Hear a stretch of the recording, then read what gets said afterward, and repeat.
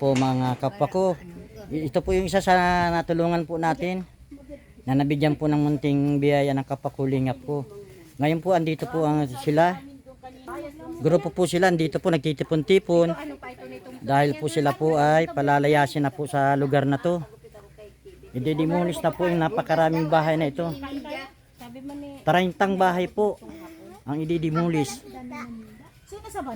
para po mapalayas na sila dito. Kawawa po ang kanilang kalagayan. Ngayon po interviewin po natin at tanungin po si Sir. Sir, ano pong masasabi nyo ngayong kayo po ay madidemolis na? Wala na po kami malilipatan na ano. At wala na doon pang magandang maayos na tulugan po.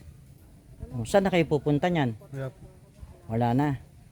Magiging palaboy-laboy na laang. Siya po. Oo. Kawawa naman ang mga kapalaran ninyo. Sa ilang taon mong pagtira dito mula pagkabata hanggang ngayon. Opo. Ngayon mawawalan ka na ng tirahan. Nagigila na. Mawalan po kaming tulugan. Anong nararamdaman mo? Masakit? Masakit po kasi wala na pong tirahan. Wala ng tirahan. So, hingi ka ng tulong sa mga kababayan natin. Baka sakaling may maawa sa inyo. Sige. Hindi po magiging tulong kahit konting tulong lang po kung sa ano po sa puso inyo. Hindi po ano sa kahit konting tulong lang sa konting halaga lang sa inyo. Kasi wala na po kami matitirahan. Saka pag nag-demolish na po kami dito, yun na po palabi-labi na po kami. Yun lang po.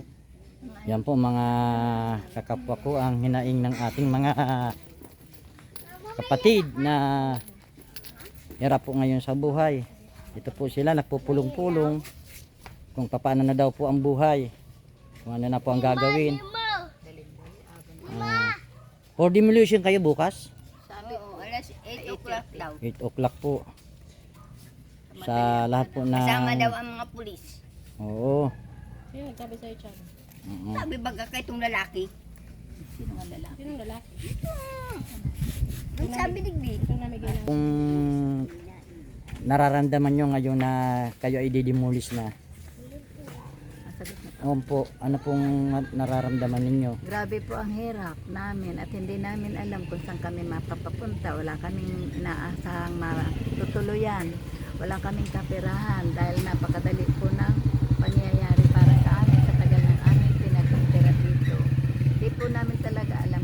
Sinisintim po kami sa panahon ngayon. Pagbili nga lang po ng pagkain ay halos tama-tama lang, hindi sapat na talagang dahilan. Paano po kaya kami kung ano, kaya humihingi po kami sa inyo ng tulong na pwede po ninyong magawang kami kahit pa paano ang tulong na hinihingi namin.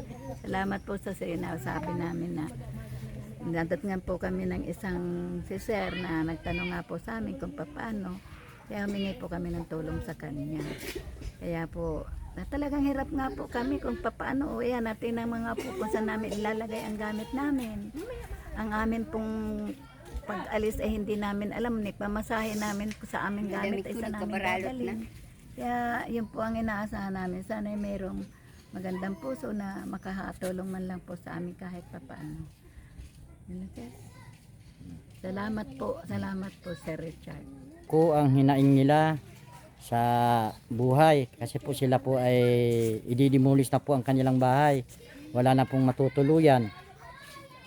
Sana po sa ating pong government o gobyerno po na namumuno dito sa atin ay sana naman po ay bigyan nyo po ng pansin, maawa po kayo sa ating mga kababayan na mabigyan po ng relocation. At kasi po ito pong lugar na tinatayuan nila po ay hindi po nila pag-aari. Sa tagal na pong panahon ay kailangan na po ng may-ari na gamitin ang lugar kaya po sila ay pinapalis. Ang problema lang po walang relocation. Yun po ang hinihingi lang po nila ay bigyan sila ng mahaba pang palugit para po makapaghanap sila ng matutuluyan. Kung sila daw po ay palalayasin kagad, wala silang pupuntahan, magiging palaboy-laboy kayo. Ganun o ba yun, ma'am? Oh, Sir, kaya kahit nga po nanawagan na rin kami sa kinauukulan, ay yun nga po ang sinasabi, walang relocation kaming mapupuntahan. Kaya hindi nga po namin alam kung saan kami tatayo, dito sa tabi-tabi o ano ay pag-aari na nila.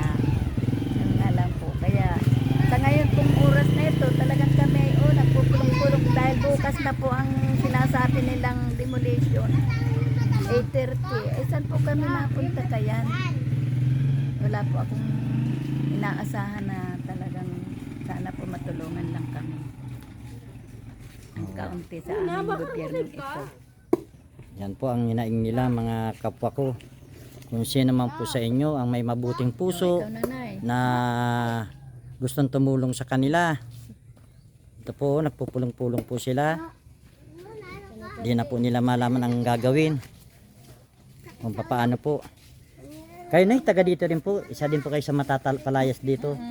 O ano pong masasabi nyo, Nay? Ay sana bigyan pa ng kaunting palugit at wala pa man kaming mga mapupuntahan na wala pang pera. Yun ang pinakamahirap ay kung mayroon baga di, bakit hindi? Ay walang wala rin kami, pareho kami dito walang wala. Ay pag ganyan na parang bagang ano, yung madalian, kaya kami ay ano, mahingi ng tulong. Manawagan po kayo na sa ating mga kababayan na baka may mga rin pong may mabuting puso dyan na magbigay po mag-abot sa inyo ng konting tulong. Nawagan po kami sa may magandang loob, may maanong puso na kami ay tulungan dahil wala pa kaming malilipatan na ano matutuluyan, kaya kung sino man po ang may magandang loob ay sana matulungan kami. Yan po mga kapwa ko ang hinaing ng mga kababayan natin ngayon po na narito na lahat po sila ay ididemolis ang kanilang bahay. Nakakaawa po talaga, bukas daw po ang demolition. 8:30. Yan po ang sinasabi nila. May mabuting puso po dyan sa inyo. Ito po yung mga bahay na tatanggalin. 30 bahay, ano po ito ma'am? 30 bahay. Yan po ang ididemolis. Kawawa po sila. May mga kasama pong mga bata. Sa bahay yan, sabi ka na naman sa iyo. Lang lagyan ng gamit. Yan po mga kapwa ko. Ang gusto nilang lipatan po yan, no? Creek. Ito po kami madinira. Diyan daw po sila titira. Yung pong mga kababayan natin na Mga mayong-mayo. ididemolition po. Dahil po sila ay nagtirik ng bahay dito sa lugar na to na hindi nagpaalam. Ngayon po sa tagal ng panahon ay kailangan na po ng may-ari ang lupa at kaya po sila ay ididemolish na po. Meron na pong babaang Supreme Court na ididemolish na ang lugar na to. So sila po ay humihingi po ng tulong sa mga may awa po dyan, yung sino pong may mabuting kalooban na gustong tumulong sa kanila. Ito po sila, nakakaawa po ang kanilang kalagayan. Ito po ay ididemolish na ang kanilang mga bahay. Ngayon po, hindi na po natin alam kung saan na po sila patutungo. Halimbawa po na na-demolish, saan naman po ang balak ninyo? Wala akong ano tako. Nag-iisa dito sa dait. Wala akong kamag-anak. Lahat patay. Isa na lang ako. Okay po. Sulong buhay si nanay, kaya okay lang kahit saan siya mapunta. Ay, ayaw ko dyan kung saan. Basta gusto ko digdi. Hindi daw po siya, Duman sa hulugan. hindi daw po siya alis. Ayaw ko sa hulugan. Anong ihuhulog ko dyan? Ang kita ko man ay kulang pa sa pagkakangko. Oo, yan po si nanay. Labis pong nagdadalamhati sa mangyayari po ngayon sa kanila na ididemolish po yung bahay nila. Kawawa po ang kalagayan nila mga kapwa ko. Ito po sila oh. Marami po sila, 16 na bahay. 16 po na yan oh. 16, ano kami? 30? 30 bahay. Na wala pong malilipatan, walang relocation. Mamaya itong nanukupan. Kakalitan na naman yun. Yan po ang kanilang mga hinaing. Kung kuligdin, ikaw wala. Oo. Umuralis kayo. Alis. Kaya po ito po ang hinihingi po nila ay munting tulong po. Kunting tulong sa amin at kami talagang walang-wala talaga. May kubita na gaba. Yan po ang idinadaing nila mga kapwa ko. At talaga namang walang mapupuntahan. Oo. Saan ba kami mapunta? Sakaling ma-demolish po na saan naman nyo talaga kayo balak na pumunta na? Wala na. Wala. Sana lang, lansangan. Lansang. Yan po si nanay. Hindi. Nakuha pa Wala pong talaga. tumawa. ha? Wala. Oo. Pero po, pilit man silang tumatawa, pero ang katotohanan po ay Napakasakit sa napapayak loob na namin. sila. Sobrang hindi lang iyak. Mm. Parang nakakawalang ano sa buhay. Oo. Walang pag-asa. Dahil wala man ano. Malay mo meron isang taong mag-ano sa amin ano, mag-donate kahit Magano po kayo, manawagan po kayo, nay. Opo, wala pong mawawala na. Sige po. Nawagan ako sa mga kasamahan namin na talagang walang mapupuntahan, nakakaano. Ako talagang wala. Nag-iisa sa buhay. Lahat Yan po si patay. nanay, wala rin. Oo. Wala po kaming mapupuntahan. Tapos nag-aaral pang mga ano, Mga anak niya, mga anak. mga apo ko. Wala talaga ang mga apo. Saan pupunta ang mga apo ko? Saan mapunta? Wala kami. Wala kaming sapat na pera para maghanap ng ano, malilipatan o kaya maupahan. Hingi po kayo. Maupa naman ang mahal, hindi naman nito kaya, hindi nga natin kayang ano pa. Manawagan po kayo ate sa ating gobyerno.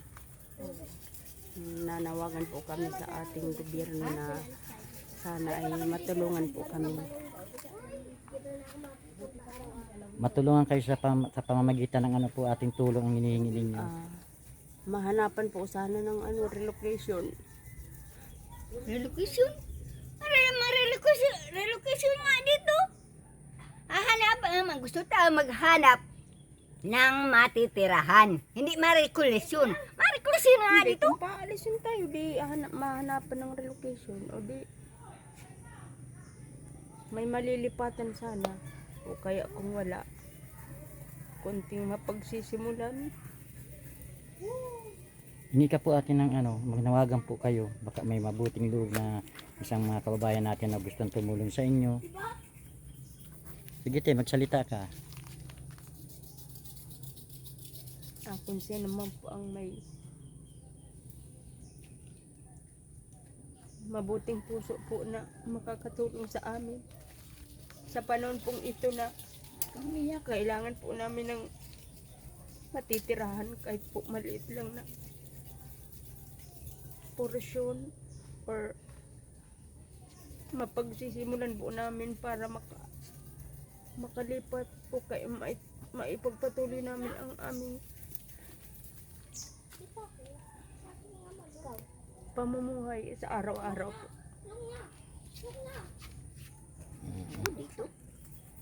Yan po mga po ang hinihingiling po ni ate na sana naman po ay mayroon pong maawa na kababayan natin na gustong tumulong sa kanila para po maibsan naman po ang kanilang saloobin.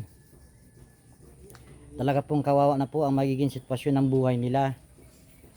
Kasi taon na kayo dito, ano po ate ano? Taon na po sila dito. Ilang taong ka?